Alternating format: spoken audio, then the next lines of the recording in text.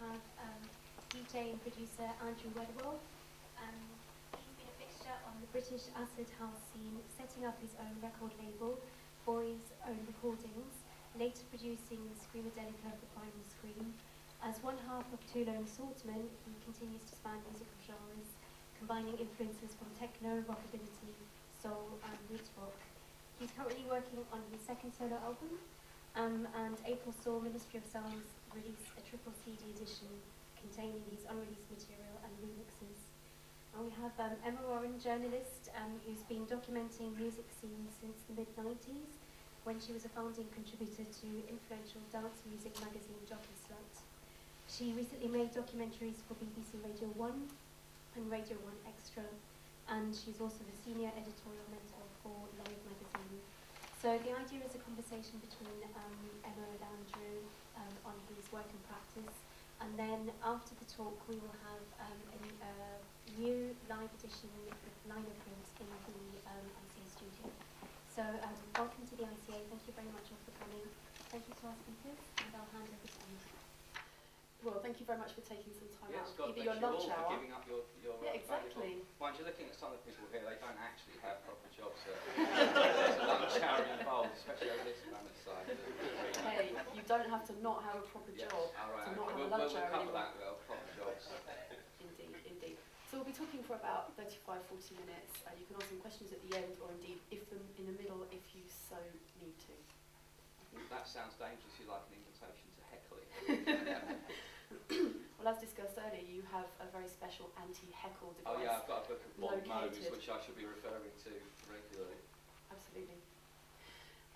It occurred to me that it was rather nice to be talking to you in a place where I knew I was going to do it. Einstürzende Neubauten. Thank you. Collapsing new buildings. Indeed, where they drilled through the stage. Yes, they did. I don't know, it wasn't this very stage, was it? No. I wasn't at that one. I was at the Flowered Up riot that occurred several years later when I think the front doors were smashed in, but that was just more a kind of demonstration of football hooliganism rather than an art statement. You see, you don't often think of DJing and dance music, which we all know is a kind of broad and interesting church, but maybe other people don't know that. But you don't necessarily think of that as a place where destruction happens.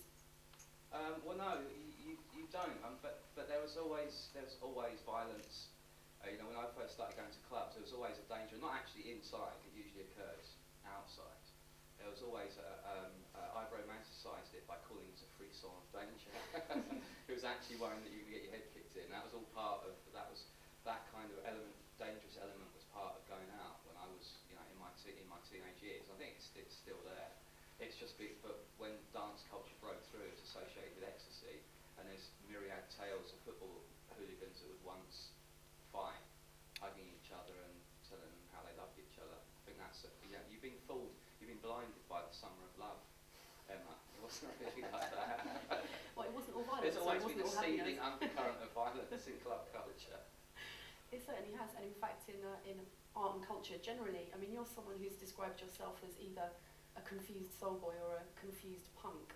Do you think that you're still bringing the kind of the punk aspect of that confusion into what you're doing now? Well, there you go, punk, that's a discussion in itself. As I look back and you watch a myriad of documentaries, I kind of get the impression a little bit that punk was a lie that got told so many times it became the truth. McLaren was a huckster. It was initially really an attempt to sell expensive trousers from his shop, but the lie was told and believed and spoken so well by the likes of Mr. Lydon and Mr. Strummer that as it spread around the country, it gained a political momentum, maybe a politics that wasn't there at the beginning. So as I say, the lie, it became the truth simply because it was told well and it was believed. But then that's how I'm looking at it as I hurtle towards 50, and I watch a myriad of documentaries which do look at it a little bit through rose-tinted glasses. Don't get me wrong, I probably wouldn't be here now if it wasn't for punk rock, but I'm beginning to think it was an enormous lie that got told so well it became the truth. So for you, was punk really just about the outsider aspect of it rather than the fashion, which I know is important, or the politics, which I guess Well, not when I was 13. I was 13 in 1976. It was the first time that I had a music that I thought belonged to me, and it worked on many levels. It looked good. It upset the old folk. I liked the sound of it. It was just an extension. You know, the same thing happened to a certain extent with David Bowie and Mark Bolan. You know, if your parents saw them on the telly, it caused great outrage. But that was a bit more throwaway. You know, I was 13, 14. You know, I was fully formed in my view. So the punk became my first kind of music that I identified with as really being mine. But at the same time, I liked kind of disco music. You know, my parents had Donna Summer records, and to me, music was always, you know, I didn't have a bad upbringing, but it was very suburban, a little bit black and white, and a little bit boring, very aspirational. Their parents were working class, and so they were the first generation kind of lower middle class with aspirations and opportunities. So they were kind of projected on me a little bit, which made life a little bit rigid and a little bit conformed. So when glam rock and punk rock and music in general came along, to me that seemed to be an escape to a coloured parallel universe. So you don't cut down your escape routes. You know, I enjoyed. As you said, I made the link between dressing up and music really early, and you could dress up and listen to punk, and you could dress up and go to discos, soul dues. I mean, in fact, when I was 15 or 16, they were probably, you know, soul weekenders and disco events were a place you could go without being beaten up, because it was, you know, a lot of early punks in London were bored soul boys, and there was a heavy kind of style side to disco, not the later disco with John Travolta white suits, but you know, there was a GI look and various other looks, and a proto-punk look, you know, peg trousers and jelly bean sandals, things like that came from the soul scene. So I kind of made that connection. I always had that connection. It was a sartorial thing, but it was also an escape route musically thing. I thought, well, why limit my escape routes out of suburbia? I guess it's also a shape-shifting thing, isn't it? You know, if you put on certain things in your wardrobe, you are allowed access to certain places if you pull out a different outfit. Or you think you're allowed access to certain places. Obviously there was various clubs that it took me a good month or two to actually get in. But again, it's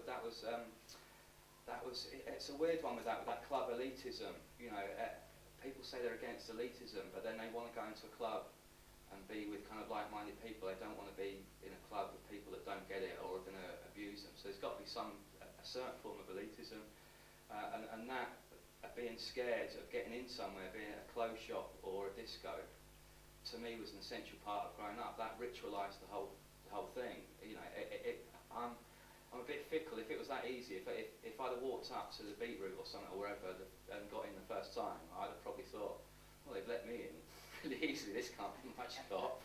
And so that becomes part of the ritual. That again, back to that sort of, there's an element of danger to get into the club, especially from the suburbs. Will I get in? Won't I get in? It was the same with clothes shops. You know, I'm standing outside various McLaren trouser emporia. Go up, you know, travel from Windsor week after week, save up the money, and then just stand outside and be too scared to go in. Then you actually drum up the courage to go in, and that's all part. I think that makes part of what you buy a little bit more special than just, you know, being able to sail in. It's funny because record shops used to be very intimidating places. You know, you had to steel yourself to go in, you had to steel yourself to make that walk from the front door to the counter. People would tell you not to buy certain records because they were ridicule you for rubbish. Asking for certain Exactly. I records. distinctly remember going into Eastern Bloc in Manchester and being told, not enough of that why did I want to buy that? Yeah. What it did occur to me though, in fact, I was reading the Caught by the River do this Antidote to Indifference fanzine, and they did one around Record Store Day, and someone made the point in there, actually the places which are like record shops used to be bike shops, because they're run by obsessives. People are going to ridicule you for what you buy, and they have that same kind of vibe that record shops had maybe. But is a decade Sturmey ago. Archer, derailleur, whatever they have, is that going to change your life like a record or a pair of trousers? Possibly. But To bike fans, maybe. I might give it a go. I'm missing that kind of usurping age when I go shopping. Maybe I'll go into Evans or somewhere. I'm not sure Halfords was quite what I was talking about. Right. No, Evans is a cycle shop, isn't it? That's a bicycle shop. Well, no, actually, I went into, there's 2 bicycle shops in Spitalfields. There's one that's kind of a bit more high-end, a bit more fancy. They didn't have what I required. I can't remember what it was. And they said, oh, why don't you go over and see Heathens? And I said, Heathens? And that's the bike shop slang for Evans, the cycle shop, because they're a little bit more low. So yeah, Exactly. there you go. Exactly. I've proved the point for you. Exactly. So we talked a bit then about getting into clubs and how it's good for maybe it to be difficult to get into clubs sometimes, but you've also run a lot of clubs, and you recently ended another club that you've been doing for 18 months or so in a Stoke Newington basement. What I wanted to ask you was, because you're someone who's very good at leaving things, perhaps sometimes in a slight kind of running away. Creative. I don't think I was going to say more a kind of destroy and rebuild type making way. a hole for it whenever there's any work involved. Possibly, you may just have answered my question. But right. what I wanted to know was, when makes you think, okay, it's time to finish this now? When, in the case of Love from Outer Space, which we did in the basement in Stoke Newington, it was a great little club, but it had the sound system wasn't as good as it could have been, and I had people, some of them sitting right here, coming up and saying they'd had a great night, and I just thought, well, yeah, you've had a great night, but just imagine how great it would have been if the sound system hadn't kept cutting out, or the limiter hadn't kicked in. So there's a little bit of that, and it's just also that thing of trying to keep things a little bit fresh. I very rarely do things for more than a year, and we've done 18 months. It's purely that. It's just a time thing. There's no actual, there's no sign like, someone, a city boy outside vomiting on his own shoes or something. It's never Well, like, that oh might no, be a we've sign. got the wrong crowd, the wrong people are turning up. It's never anything like that. It's just merely a timeline thing. It's like, okay, we've got what we can at this venue, and I'd rather go out on a high. It's old showbiz chestnut. But I do like to go out on a high, and we'd reached a certain point, and also I got offered a venue in Glasgow, and I just thought it'd be quite interesting to do a residency outside London. I mean, people did travel from Glasgow to come to Stoke Newington. We haven't noticed too much of that, but hey, we're only in that 4th month, anything could happen. It's funny, isn't it, how London is perhaps the most parochial cities in terms There's of so those much kind of offer, things. there's so much to do, so much at the end of your street. In fact, there's so much you get a little bit blasé. I live on Kingston Road, and there can literally be some really great bands at the end of my road. But sometimes I just sit home and think, well, I'll give it a miss because there's always something on. There's always something on tomorrow. You do get a little bit spoiled living in London, but in every area of culture, really. But it's also part of it of being the kind of person who quite prefers to be able to operate in the shadows as much as possible. Yeah, as I was saying to you earlier, that's the joy of living in London. If you want it to be an enormous village where everyone knows each other, it can be. But if you want to completely disappear, you can. And I still, in this day and age where it's very difficult for things to remain in the shadows, thanks to modern technology, YouTube, and such like, it is still nice to stumble on things. I mean, I have to stumble on things because I don't use a computer very much. So I'm a natural stumbler, because I don't investigate. If I see something's on, I won't go to the computer and look at a website or read someone's blog. I don't really want to. I want there to be a certain air of mystery. A lot of my heroes when I was a teenager, Martin Hannett, Adrian Sherwood, I didn't know what they looked like. I didn't know what a lot of the bands looked like, or there was just one picture, a shadowy picture, and that's a kind of element that's missing a little bit for me. Is that availability? It's a great thing, but take the case of the Cramps live at the Napa Mental Hospital. That was almost mythic. You end up seeing a copy of a copy of a copy on video, and I know somebody's got it. We know someone who knows someone who's got it. And by the time you got it, it was so degraded. It added another level of mystery to it. There's certain films like that. It's like, I remember when I first saw The Exorcist when I was a kid. It was kind of passed down and passed down. There were certain pornographic films, which you won't go into here, that became legendary. That you'd end up getting, and it all added to the air of mystery. But sometimes I'll avoid doing it, even if I really want to look at a band or check out a new band. I'll kind of avoid wanting to read too much about them. You know, and I've got records I've had for years. I had a situation yesterday, I was DJing. I've got some quite rare library records from the 70s and early 80s. And I've had them for ages, and I don't want to. In the end, I had to tell someone that stopped telling me about these records. I don't want to know. I've mythologized these records so much, and my view of the people that made them is, is of a certain. I painted this picture myself. I don't want you to spoil it by telling me, actually it's just some spot in his bedroom. That's what I've always tried to maintain, is that kind of air of mystery around music, because that's what it meant to me when I was a kid. It was a mysterious world. And I just still try and retain some of that mystery today. I mean, it's increasingly hard, nigh on impossible to do it.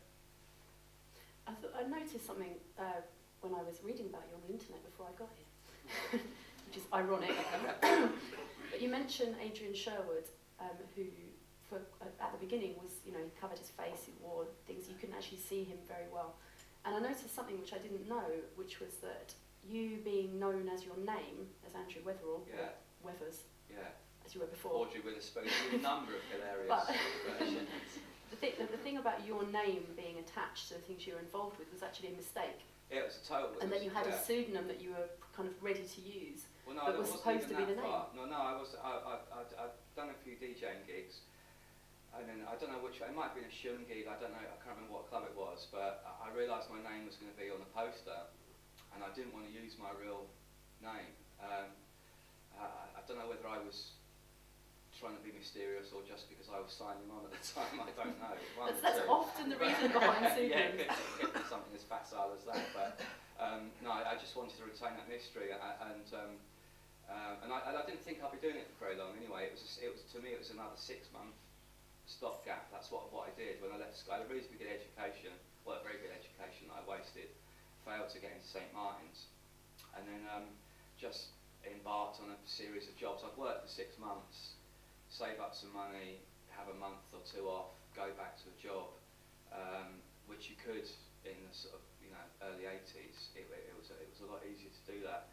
So to me, when I started DJing, I thought, oh, this will pay for my clothes, drugs, food for 6 months. So I won't need to. Then I can just disappear. I won't need to use my real name. But before I could phone up the promoter of the gig, they'd already put my name on there. So I just thought, well, okay, let's just go. It's only the last 6 months anyway. It doesn't matter. By the time the DSS are onto me, I'll be doing something else. It's the idea of it not being a job, isn't it? But yeah, that's it. I've always been really scared of the word career. Because I don't know, it just scares me. So I always, work for me was just a way to get money to pay for other stuff. There was no, I'm completely lacking in ambition, always have been, and still am to a certain extent. And when you start talking about career, you start thinking of career ladders and plans of like, what happens if I'm not here? I'm going to have to take shortcuts to get there if it's not running to plan. So I've just always had a series of jobs.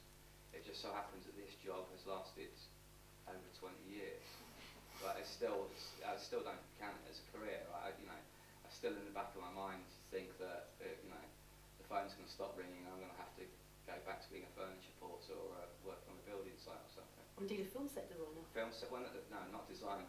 Film set builder. Yeah, I was a stagehand, which is basically jack of all trades, master of none.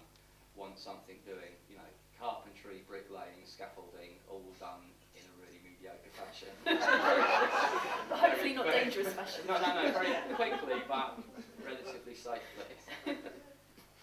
Before we divert back to that period of time, I just wanted to ask you a bit more about the things you're doing now. Obviously, kind of the DJing continues unabated and interestingly, but you've got a new band on the go, which featured in the compilation that you've just done. Yes, God bless you for bringing that up.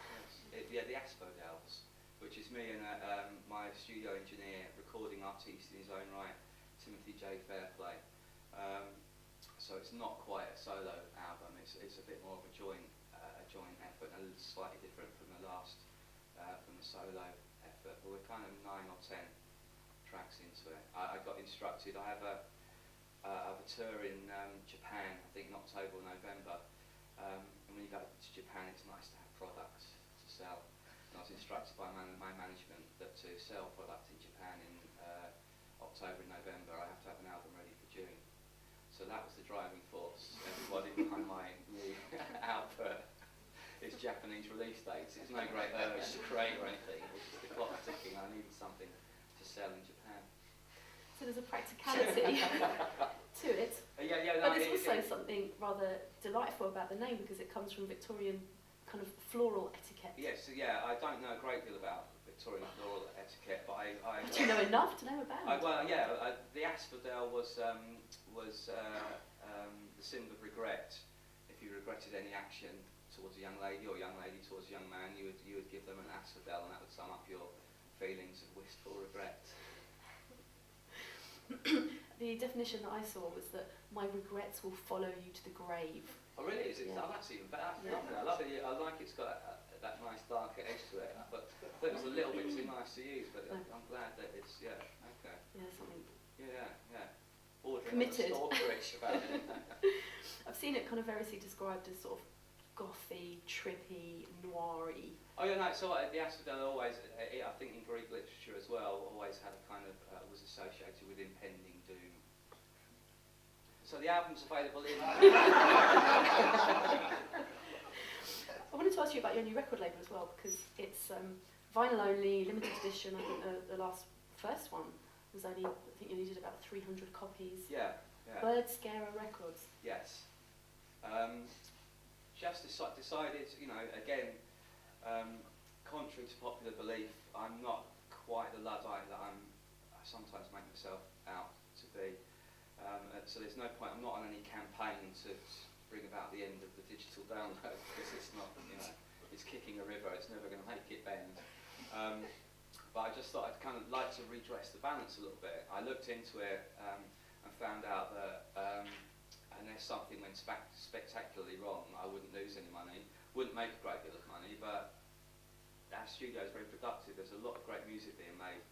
So I just thought, well, let's just put it out there. If I'm not going to lose any money, rather than just put it on SoundCloud or something, let's make an artifact, let's start a label. And I found someone to do all the work for me as well, which was great. I just basically master the thing, give them a computer disc with the artwork on, and then just that they do the rest and take their percentage. So it wasn't, although it's a labour of love, there wasn't that much labour involved in it. It was all love, really. How many times do you think you have to say I'm not a Luddite before people stop calling you self-confessed Luddite? Yeah, that's what I was speaking to you earlier. The last interview I did, we got onto this subject, and I said, look, I'm not anti modern technology at all. And when the interview came out, the first line was self-confessed Luddite. Andrew Weatherall says, and then kind of spun. I suppose it's because it's people can fit me into that. Use me for their arguments or fit me into that kind of that box. It's not that I'm a Luddite. It's just that I don't feel the need. If I need some technology in my life to improve it in any way, then I'll embrace it. But I don't really need it. I am Socrates walking through the market with his companion. The market's laden with all these beautiful luxury goods, and he just turns and says to his companion, it's quite surprising the amount of things in life you can do without, and that's the way I feel it. I don't need to sit on my phone slicing imaginary fruit in midair, which is the latest app I believe. But I also don't feel I don't have to send emails from the back of a cab. Maybe there will be a time when I do, and then I'll embrace that technology. But it's the same working in the studio. The setup I've got is fine. We use computers, we use old analog gear, and if it gets to the point where we might need some new software for some reason, I'll buy it.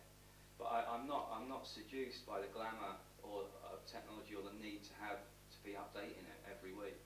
That's a difference. But that's pretty much an age thing as well. I'm 49, so I lived a good many years without, it's not second nature to me. It's become a bit of a running joke with people about me and emails. It's because I automatically, a lot of people get up and think, right, in their line of business or they've had a computer for so long, I must check the emails. I don't think about that. It gets to Friday and I think, I better find out where I'm going. going this weekend. I better have a look at the email my agent sent me, and then I open it up and there's 200 emails, a lot of them telling me that my man is not up to scratch and would I like to buy a vintage Rolex. And then some in there from people getting increasingly angry because they haven't got an instant response. But I'm kind of getting away with it. But you know, maybe I should say I'm a Luddite and I can get away with not answering emails a lot easier. But that's all it is. It's not a great campaign. It's just that it's not part of my life to any great extent. One thing I did want to ask you about that is I've heard you when you're talking about the sort of process of making music, that one thing you really like to do is take the music out of the computer and then put it through something analog, actually freshen it up, give it some air. What does that really involve? Well, it just involves taking it out of the computer. It involves giving it an actuality. It means rather than just using all plugins and just all software and having everything going on the computer, you're using maybe instead of a software synth, you use a real synth. You mic it up with a speaker and you record it with air around it. Or it could mean just putting the whole track through something analog. You know, you take saturation where you can take it out of the mix, out of the computer, put it through a reel-to-reel and back in again. Anything that literally physically takes it out of the computer. And that's, I mean, I get a lot of people making music, you know, their first forays into music. They'll say, oh, I've done this track, but it just doesn't quite sound right. And 9 times out of 10, it's because it has no actuality outside the computer. There's no air around it. I mean, it's not a massive undertaking. You don't have to investigate arcane gear or knowledge or anything. It's just find a way of taking even one or two elements of that track, taking it out of the computer, giving it some air and feeding it back in again.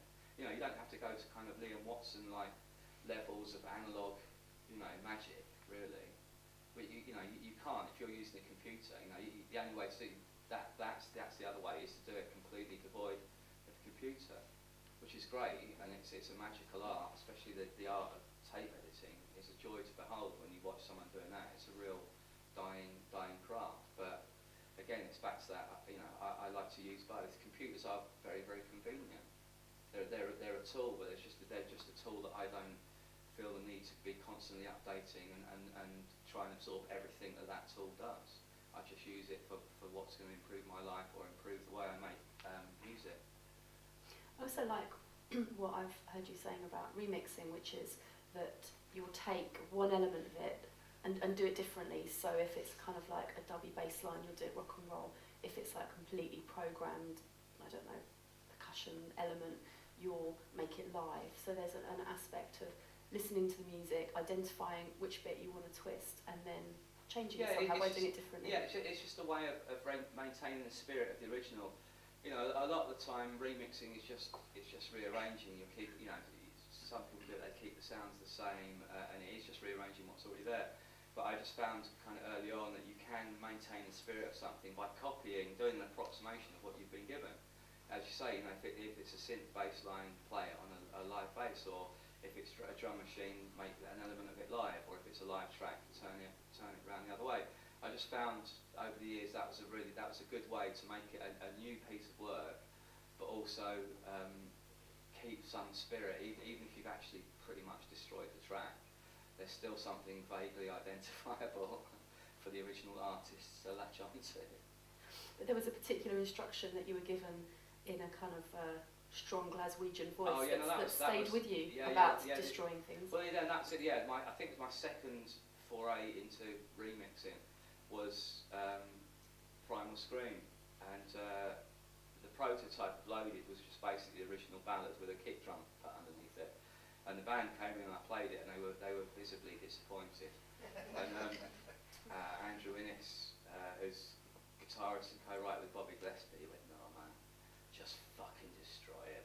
That was okay, right, fine. And that was my introduction into the world of remixing. Was a growling Glaswegian telling me to fucking destroy it. So that his voice is kind of usually in the back of my mind. It's just like over the years I found more subtle and more nuanced ways to fucking destroy it.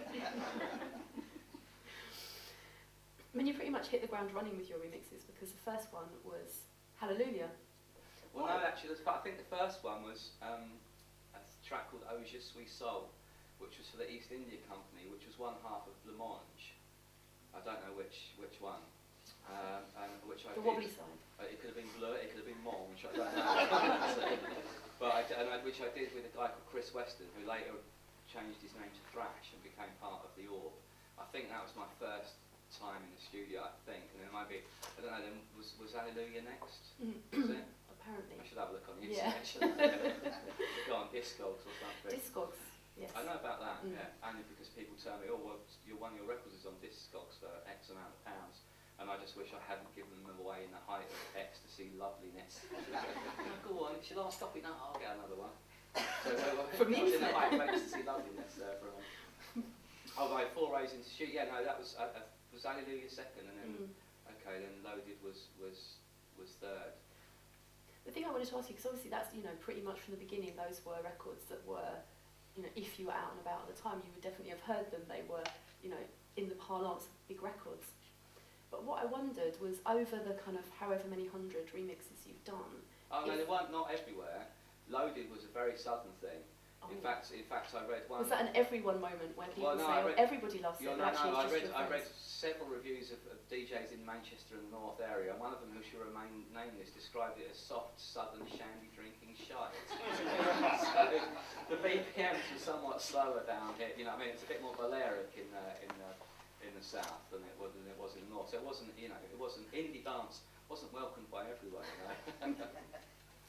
But my question wasn't really about indie dance, because what I wanted to know was, over all the different remixes that you've done over the years and still continue to do, I just wondered if there were any where you'd kind of gone, I'm going to do something different, or a particular sort of realisation or something happened during the remix that made you do things differently. An epiphany, if you will. An epiphany. No. No, it was a gradual thing, because I was allowed to kind of experiment in public, really, you know. And I still work with an engineer. I'm still not I'm not hired for my technical ability. It's still an ideas thing. But it's just I was allowed to experiment over a long period of time in public, and it so happened that I would say 75–80% of the time it kind of worked. There was no great, you know, I suppose Andrew Weatherall saying "fucking destroy it" was probably, you know, that's where it stemmed from. But there was never any great realisation. I didn't suddenly sort of wake up and think, okay, I'm going to do it this way. It was really weird. I suppose I learned the act of brevity over the years, because, you know, when I was growing up, a lot of my favourite records were 2 or 3 minutes long. But when I was put in the studio, it was just like, get me another kitchen sink. I've only got 4 in there already. Let's make it 15 minutes long. Because I was a little bit scared, I was a little bit nervous, so I thought I had to make this grand gesture. Eyes were on me kind of from the off, so I thought I had to make these epic gestures, which meant, you know, sampling the Reverend Jesse Jackson and, you know, stuff like that, making tracks 10–15 minutes long. Whereas all my favourite records were 2.5–3 minutes long. It was only, I suppose, again, because I was allowed to develop in public and allowed to experiment in public, and became a little bit sure of myself, that the length of the tracks diminished. I no longer felt the need to make the grand statement, because I wasn't so scared of being found out. I was very scared of being found out early on in my career, especially when a member of the Shaman referred to me as a glorified bricklayer, which was a bit telling. You know, they were very right on, but to use a working class trade as a term of abuse, I think was a bit weird for a band that was so kind of right on, really. I can only agree. What, I was glorified bricklayer? But he was, you know, he was right. He just shouldn't have said it. Yeah, no, I got lumped in with Gary Clayle. I think maybe I'd have said something disparaging about them. I don't know. I don't remember. Gary Clayle as well. But it was in an NME interview, and they asked them about us, and we were just dismissed as a pair of glorified bricklayers.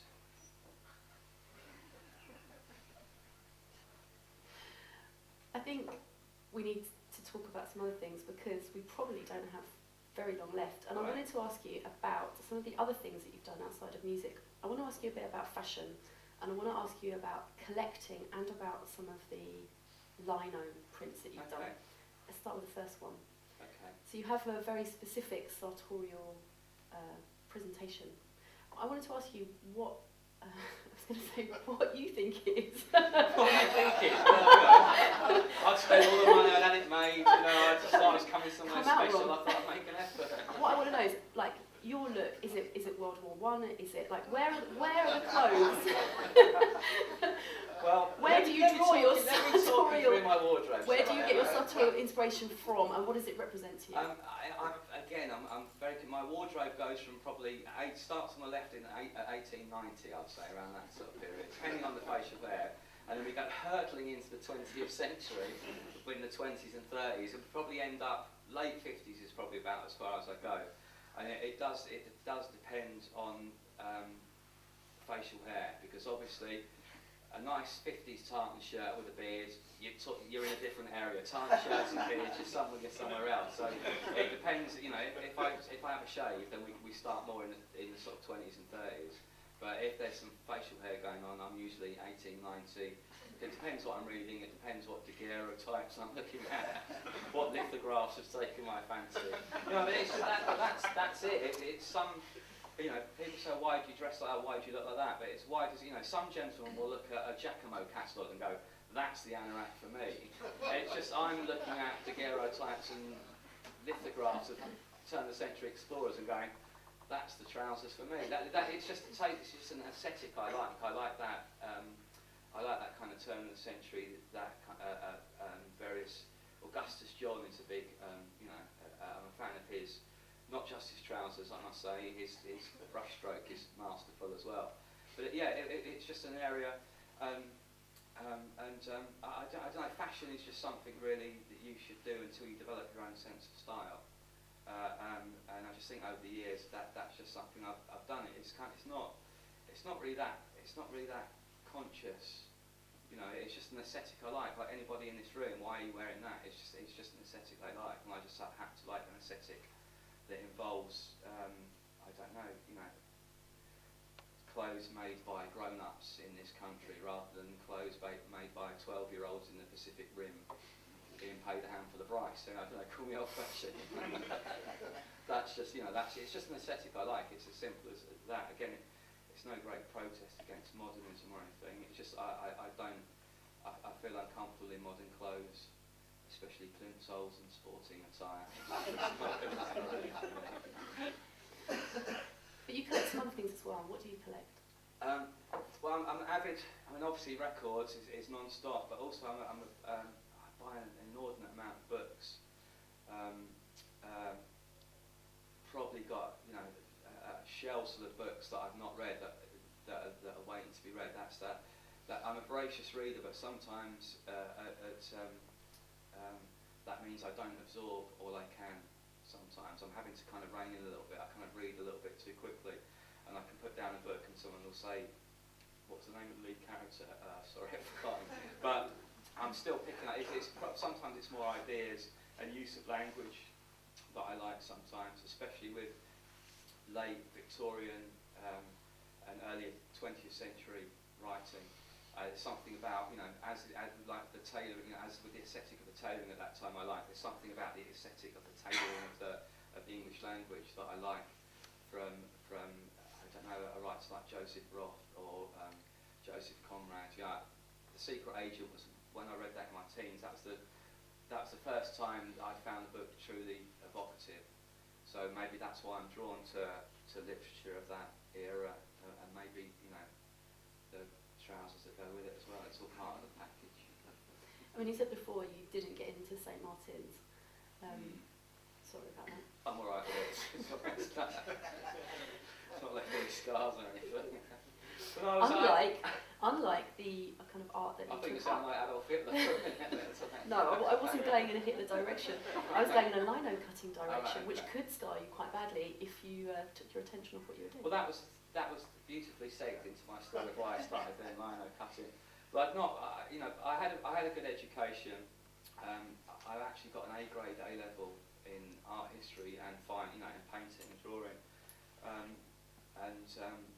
but was a bit of a tearaway at school. Went to a very strict grammar school. The teachers still had mortarboards and gowns, and I didn't really fit in. It was a bit of an Oxbridge kind of university machine. So So I got expelled in the actual term I was sitting my A-levels. I was only allowed back on school premises on days that I actually had exams. So I'd imagine that the report, I turned up to St Martin's with, with my work and my A-grade A-level, but the report said, despite this man's exam results, do not let this fuckwit through your hallowed I'm imagining, I don't know, I'm thinking, but it was a weird, up until then, when I was in my teenage years, it's art school, that's where you went. If you didn't fit in, you went to art school, you formed a band, you did, that was my romanticised image of it. But by the early 80s, it was a different thing. It was getting a bit more vocational, and it's a bit more about having a career in art, really. So I don't think it was, they'd obviously beginning to close their doors on the people that, regardless of the level of their work, if they weren't going to fit in and they weren't going to be part of a more careerist ethos, I don't know. I don't want to judge the whole of the British art school system on my failed entry to St Martin's in 1981, but that's the vibe I was getting. But so you started doing this kind of practice? Well, no, I mean, I painted. When I left, my first job was with a company. I kid you not, called Pyle Brothers, who were a furniture company, and I was still painting. I'd still go home and paint and draw, but that not lost interest. Just ended up not having enough time to do it. And then I don't know, it was probably 6 or 7 years ago. Somewhat difficult period in my life on many levels, and I needed to concentrate. I need to focus on something. I thought, well, let's get back into making some form of art, and I started painting again. But the mind wanders. I mean, painting with oils is a beautiful thing. It's a beautiful process, but you can sometimes become a little bit unfocused. I didn't want to start thinking about the things that I shouldn't be thinking about. I really should do some sort of art that featured sharp objects, really. And the danger of injury, and I just thought, well, printing, woodblock printing or lino printing. So I went out and bought myself. I've never done it before, but I was aware of the process, and it's a great process because if you take your eye off the pointy object for a second, you can actually physically hurt yourself. And it was the ideal art form to focus my attention. Not only that, it kind of works on a couple of levels because it's very sculptural as well. When you're actually cutting line or you're cutting wood, it's very sculptural. And then when you're actually, because I don't use a press, I use a hand roller. Every print you do is slightly different, and the textures are slightly different. The way the ink takes, so every you don't really know what you're going to get when you peel the print art, which I kind of enjoyed. And it just seemed a good idea to do. I had a club at the time called Wrong Meeting with a DJ called Ivan Smag, and I wanted to do posters.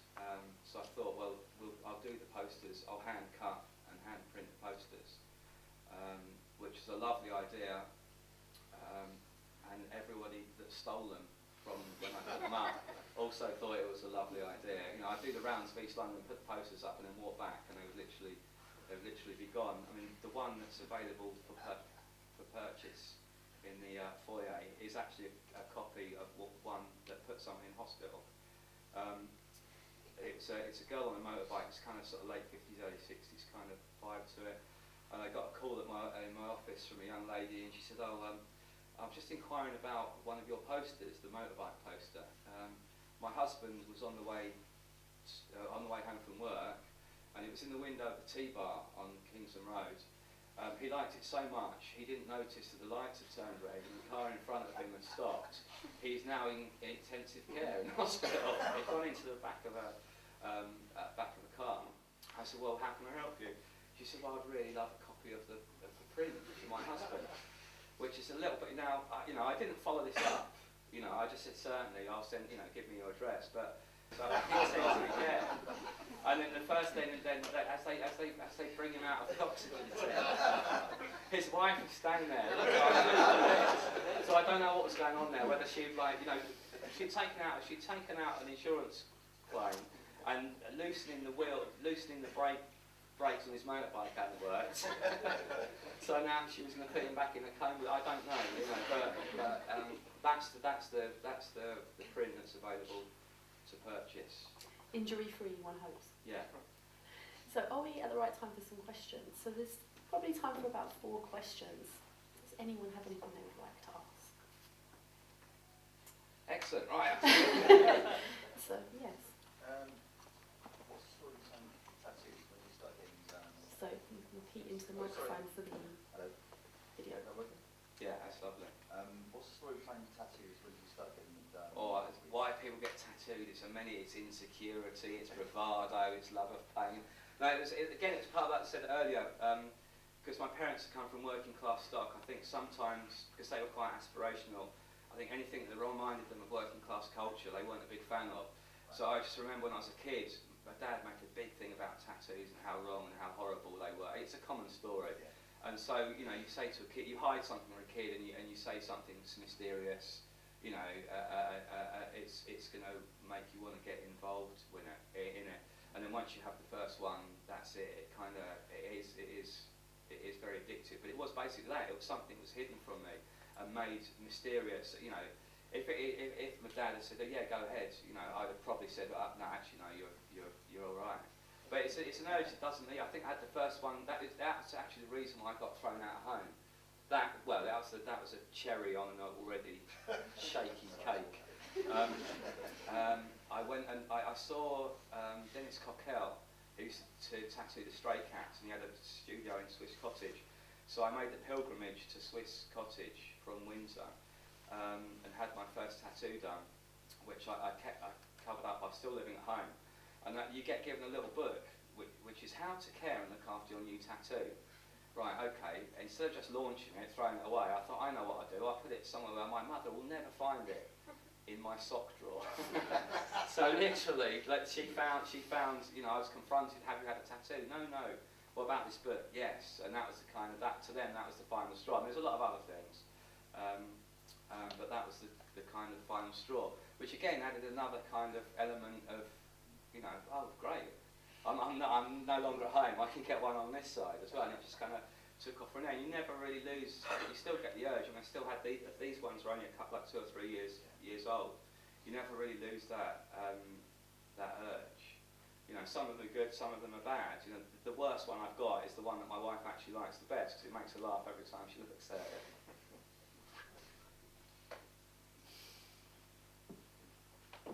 Any more questions? Yeah. So I was just it's a music question. So I was just wondering, after Scream of Linocut, were you offered?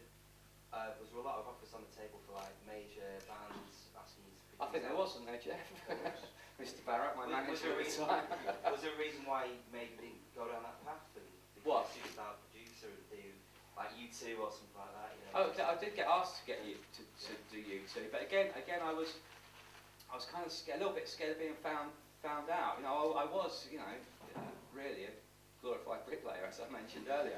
And I think I gravitate to things that I thought would be comfortable and all right for me to do, and there wasn't a danger of me being found out. So it was kind of it was bands that I'd seen in the clubs that I knew would like what I was doing. You know, I'd rather work with a band that I'd seen dance off their heads at the Future or the Shum, working in a grubby studio in Walthamstow with them, to be honest with you, than sitting in a big swanky studio with Bongo and the Edge. So that's just the way. That's just the way I was. I just thought, I don't. Part of it was because I didn't want to be found out, and part of it was just because I just didn't think I'd enjoy doing that. You know, it was still a kind of fledgling career, and it's very strange. You know, I literally in a matter of 6 months or a year, I'd gone from building film sets to being producer de jure, and you know, I was the future of music. So it's a very strange time. So I was a little bit, it was a little bit of a case of nerves, and also thinking, well, this isn't going to last long. I might as well enjoy myself and do it on my terms. And it just so happens that doing it on your own terms can lead to you having a job that lasts for 25 years. But yeah, I'd like you to all manner of people. I won't go into detail because there was a point in my life where it was like a badge of honour having to yes, I turned down you too, but it was no slight on anybody. It was just I wouldn't have felt comfortable working with those people, and I don't think I'd have enjoyed it. Any more? Probably got time for one more question. So that better be one. I find it a little bit of a threat, usually. When last time when I interviewed you, you were it was a club in Highbury, and you said your attire that day was Edwardian road mender. Today, are you more a foreman? And how? Well, let's say they're doing road vendors foreman. Yeah, I thought I was coming here. I thought I'd make an effort. Do you vary what you're wearing depending on where you're appearing? Do you find, or is it just Depends what I'm doing. I mean, I like dressing. I like dressing up. I go to work. I'll wear a suit to work sometimes. It depends. I like that physical thing. Because I've got a job. I like to put on clothes and go to a job. It just depends. It can be if I'm a bit jaded on a Monday or Tuesday, and I need to kind of get a bit of backbone, then I'll put a suit on, because it does affect your demeanour, and it does make you feel a little bit more positive than if you just slung on some tracksuit bottoms and a jumper or something. That is part of it. I mean, to quote Nick Cave, "We are grown men and we go to work." And that's the way I look at it. So it's not a conscious thing. It's just, what am I doing today? Will I be in contact? Obviously I'm not going to wear this when I'm on my hands and knees hand rollering prints. I in fact wore a pair of Luftwaffe overalls for that. Kid you not. Obviously with the decals taken off it, because that would be a bit unnecessary. But it's a very nice blue herringbone boiler suit, once used by a member of the Luftwaffe ground support squad. Can I just ask you, where do you get those clothes? Well, there's dealers in that kind of thing, and there's various. War and Peace is a big celebration of global conflict, basically, is what it is. It's War and Peace. There's various. But more war than peace. Yeah. It's reenactment. They have reenactments, and from the First World War up until the present day, they even have kind of people that are into Desert Storm and that sort of thing. And you can get the real thing, like the Luftwaffe overalls are the real thing. But First World War shirts, there's a shirt called a greyback, which is what was issued, which is a round-collared shirt, which was issued to the troops. Which there was a summer weight one and then a heavyweight one in sort of green and grey. You won't find an original one of those, but you can find replicas. Yeah, places like that are a good place to go to get replicas or the real thing. Second World War stuff obviously is easier to get hold of than First World War stuff, but there's a thriving market in people making copies of stuff from that era. On which note, we have to wrap up. We didn't get a chance to talk about lots of things, but that's how it goes. It's just an afternoon chat. So I hope you've enjoyed the conversation with Mr. Andrew Weatherall. Thank you very much.